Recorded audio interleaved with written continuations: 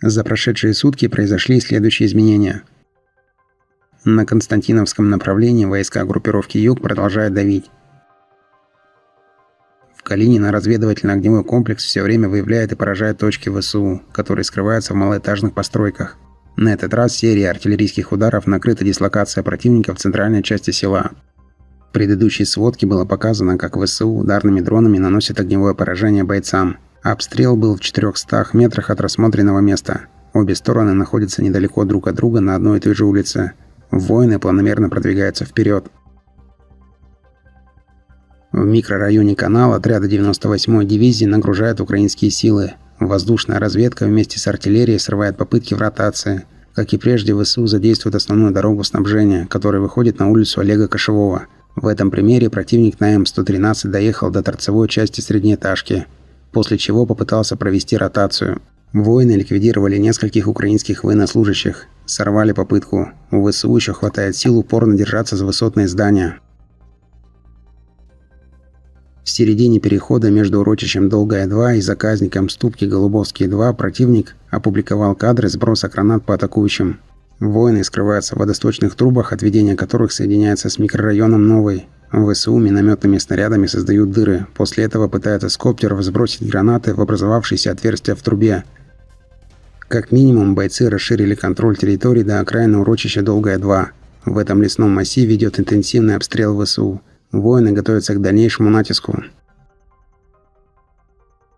Юго-западнее Ивановского десантники 11-й бригады стремятся продавить оборону противника в урочище Ступки. Здесь украинский оператор скидывает гранаты по бойцам, которые возвращаются назад. То есть идет процесс в развитии наступления на этом участке. Ранее фиксировалось продвижение вдоль дороги Ивановская-Клещеевка.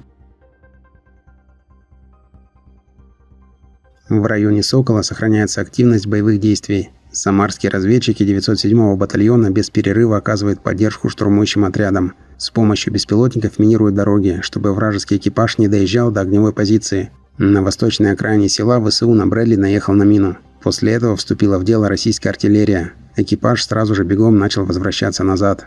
Артиллеристы принялись добивать неподвижную бронемашину. Появилось другое видео, где в 360 метрах на восток, возле лесополосы, показана горящая Брэдли. Не исключено, что противник пытался провести контратаку в количестве 2 единиц данного вида бронетехники. Пресечена вражеская попытка.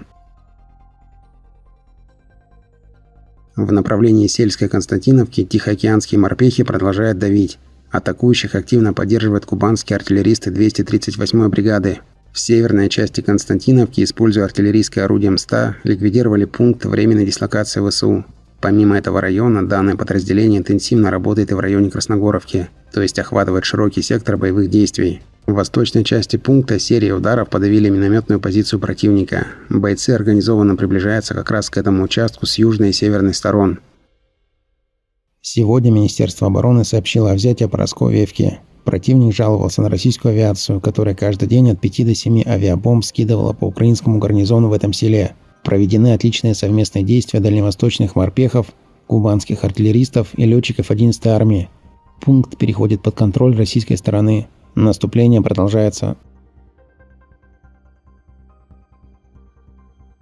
В направлении Угледара войска группировки «Восток» улучшили позиции.